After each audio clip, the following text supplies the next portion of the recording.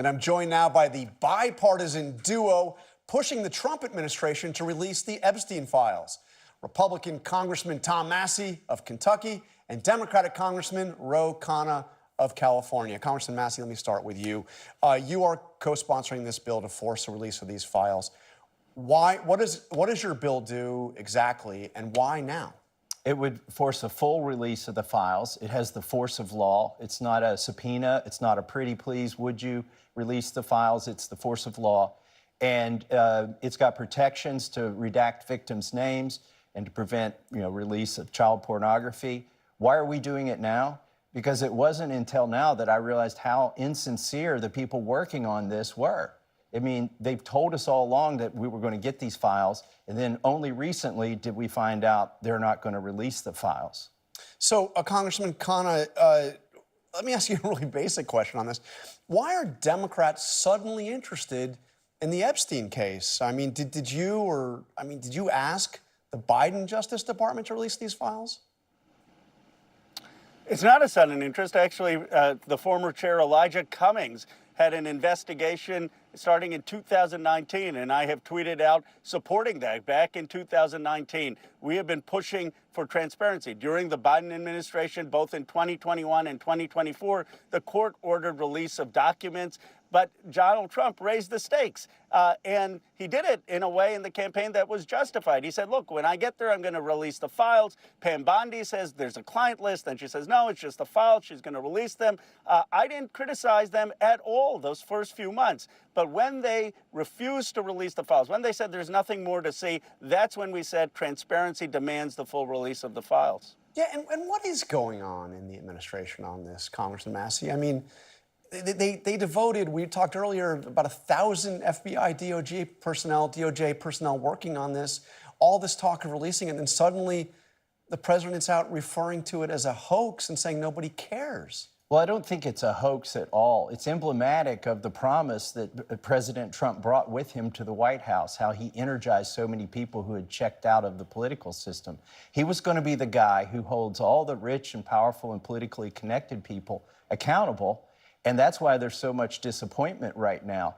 I don't think the president himself is particularly implicated in these files. There have been some theories that that's the case, but I do think he has friends who may be embarrassed by the release of these files, and the release of these files may not implicate them. It may just be embarrassment, but for some reason, he's decided to do a 180 on this. Now, there was this story in the Wall Street Journal about a birthday message that the Journal reports that Trump wrote to Epstein for his 50th birthday, and it's part of a book of messages. Obviously, the president denies that he did this. He's suing the Wall Street Journal over it.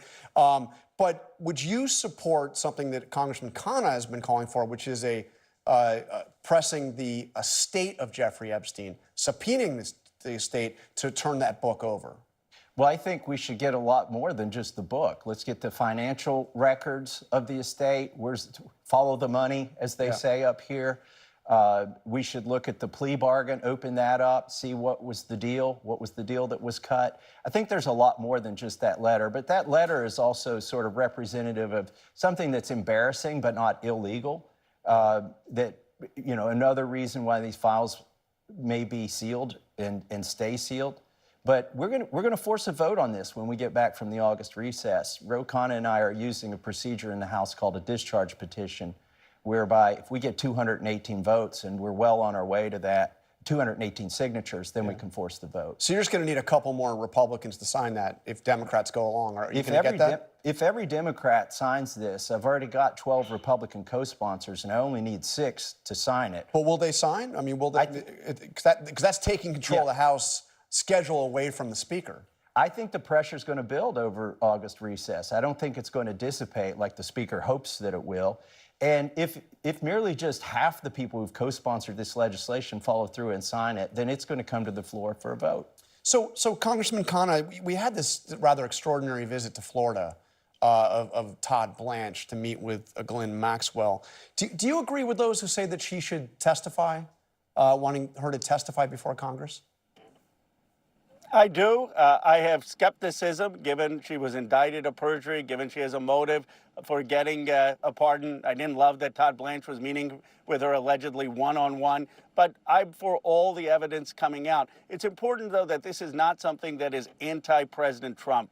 This is for transparency. I'm less concerned about his mentions. I'm much more concerned about the hundreds of people who were powerful and rich who had impunity, and I'm concerned about restoring justice for the victims. He promised to expose this. I think the American people don't think he's a perfect person. They thought he was going to expose a system that wasn't working for them, and that's really what this is about.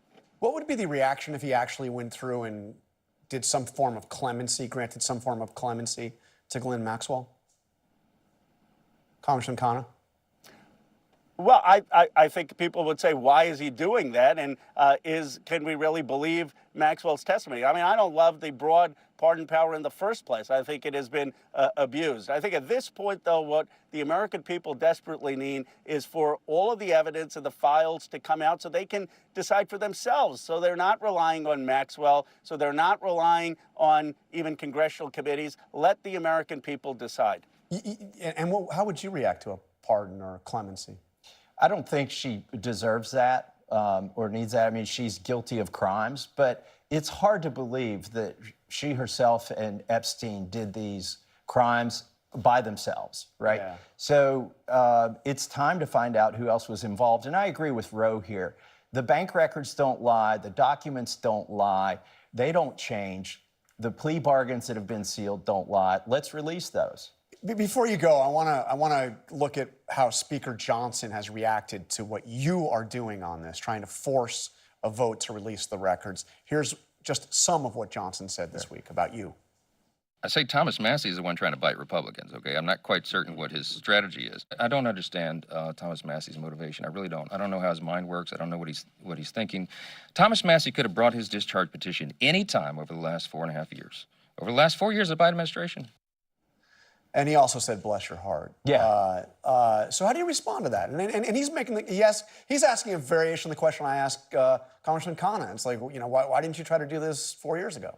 Well, like Khanna said, you know, I've got evidence of tweets where I've been asking for these things before. The question is, why isn't Mike Johnson having this vote? Why did he send us home early? And he talks about political pain for Republicans as if by invoking transparency and inflicting pain. That should be very telling.